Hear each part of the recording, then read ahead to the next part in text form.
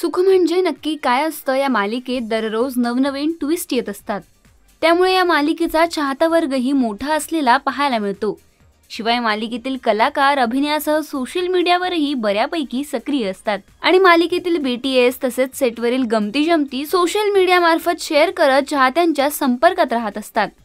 अशातच नुकतंच मालिकेत अधिराजची भूमिका साकारणारा अभिनेता मंदार जाधवने सोशल मीडियावर एक व्हिडिओ पोस्ट केला आहे। मंदारने पोस्ट केलेल्या व्हिडिओमध्ये मंदार व गिरिजा एका सीनसाठी तयारी करताना पाहायला मिळत आहे।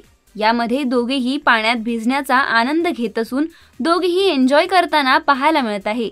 तर मंदारने या व्हिडिओला Nitya love Adhiraj behind the scenes असं कॅप्शन दिलं आहे।